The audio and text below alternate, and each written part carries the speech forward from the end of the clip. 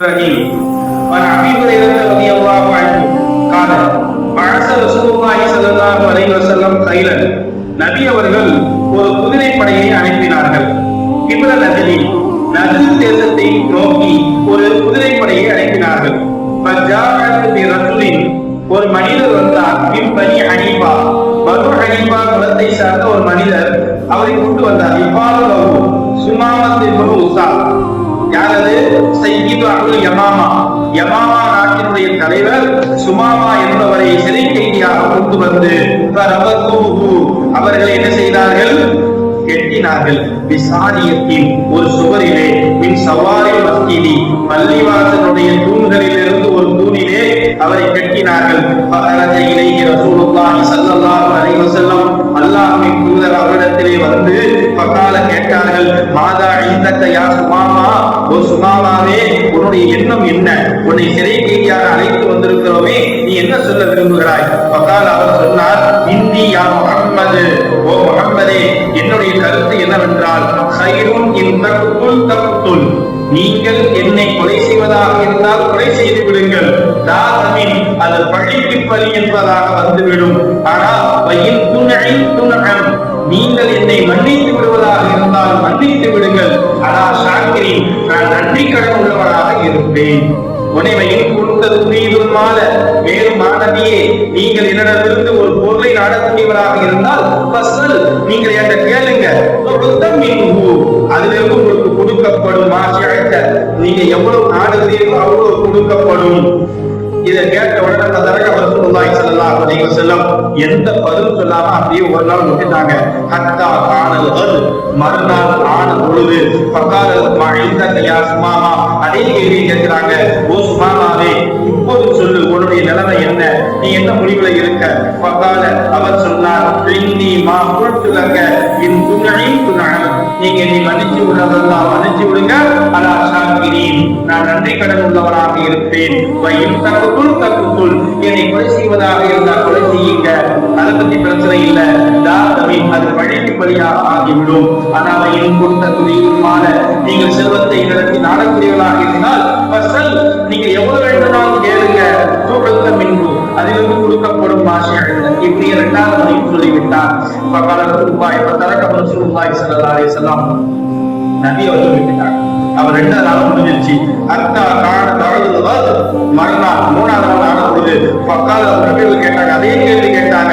ஓ சுமாமாவே, உனக்கு என்ன வேண்டும் என்று கேட்டார்கள். அவர் சொன்னார், நீங்கள் என்னை மன்னித்து விடுவதாக இருந்தால் மன்னித்து விடுங்கள், அது நன்றிக்கடனாக ஆகிவிடும். கொலை செய்வதாக இருந்தால் கொலை செய்யுங்கள், அது வழிபாக்குவதாக ஆகிவிடும். என்னிடத்தில் செல்வத்தை நாடுவதாக இருந்தால் சொல்லுங்க, எவ்வளவு நாளும் தானே என்று சொன்ன உடனே நபிகள் சொன்னாங்க, ரசூலுல்லாஹி ஸல்லல்லாஹு அலைஹி வஸல்லம் அவரை நீங்கள் அவிழ்த்து விட்டு விடுங்கள். புத்துருக்கு சுமாமாவை நீங்கள் விட்டு விடுங்கள். அருகாமையில் இருக்கக்கூடிய ஒரு நீர் தடாகத்தின் பக்கம் சென்றார். மினல் மஸ்ஜிதி, பள்ளிவாசலுக்கு அருகாமையில் இருக்கக்கூடிய நீர் தடாகத்தின் பக்கம் சுமாமா சென்றார். குளித்தார். சும்ம மஸ்ஜித, பின்பு பள்ளிக்கு வந்தார். பக்கால சொன்னார், அஷ்ஹது அல்லா இலாஹ இல்லல்லாஹ் வ அன்ன முஹம்மதன் அப்துஹு வ ரசூலுஹு. யா முஹம்மது, முஹம்மதே, வல்லாஹி மா கான அலா வஜ்ஹில் அர்தி வஜ்ஹுன் அஃதல இலைய, இந்த உலகத்திலே பூமியிலேயே எனக்கு கோபமான ஒரு முகம் இருக்குன்னா அது உங்க முகத்தை தவிர வேறு எதுவும் எனக்கு இதுக்கு முன்னாடி இல்லை. ஆனா இப்போ பக்கத்து அரசியாக சொல்றாங்க, இதுக்கு முன்னாடி கோபமான ஒரு முகம் இருக்குதா இருந்தா இதுவரைக்கும் யார் முகமா தான் இருந்துச்சு? உங்க முகமா தான் இருந்துச்சு. ஆனா இப்போ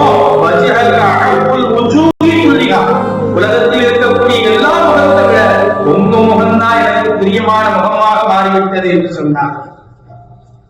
வல்லாஹி மா கான மின் தீனி அஃதல இலைய மின் தீனிக, இந்த உலகத்தில் இருக்கக்கூடிய மார்க்கத்திலேயே உங்க மார்க்கம் தான் எனக்கு ரொம்ப கோபமான மார்க்கமா இதுவரைக்கும் இருந்துச்சு. ஆனா இன்னையில இருந்து உலகத்தில் இருக்கக்கூடிய மார்க்கத்தை விட உங்கள் மார்க்கம் தான் எனக்கு திருப்தியான மார்க்கமாக இருக்கிறது.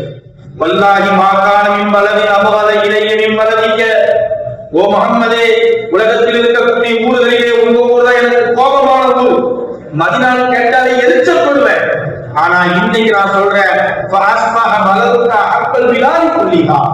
இந்த உலகத்திலேயே பூமியிலே இருக்கக்கூடிய ஊர்களிலே உங்க ஊர் தான் எனக்கு ரொம்ப பிடித்தமான ஊரு.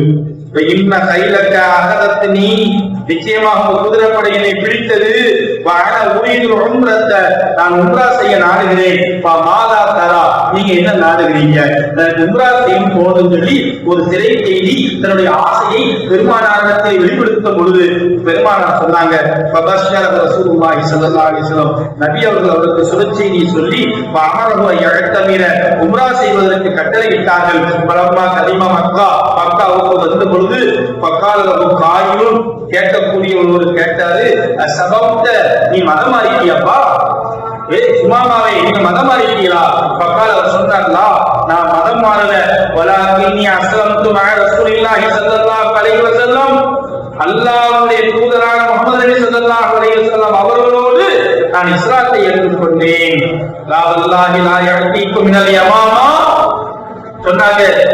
யமாமா நாட்டிலிருந்து இன்னும் எதுவுமே வராது. அப்பத்தும் எந்த ஒரு தானியமும், கண்டத்தும் எந்த ஒரு கோதுமையும் வராது. அல்லாஹ்வுடைய தூதர் அனுமதி கொடுக்காம உங்களுக்கு ஒரு தானியம் கூட வராது என்று அந்த மக்களை பார்த்து கூறினார்கள் என்று சொன்னால், பெருமானார் ஸல்லல்லாஹு அலைஹி வஸல்லம் மார்க்கத்தின் மீது அந்த அளவுக்கு ஈடுபாடாக யார் இருந்தா? சுமாமா. ஏன் இருந்தா? சிறந்தீதியாக இருந்தாலும் 3 நாள் அவங்கள்ட்ட நடந்துகிட்ட அந்த முறை ஒரு சிறை கைதியாக நடத்தவில்லை, ஒரு விருந்தாளியாக நடத்தினார்கள். எனவே அன்புக்குரியவர்களே, தனக்கு கீழ் உள்ளவர்களும் நடக்கும். அஸ்ஸலாமு அலைக்கும் வரஹ்மத்துல்லாஹி வபரகாத்துஹு.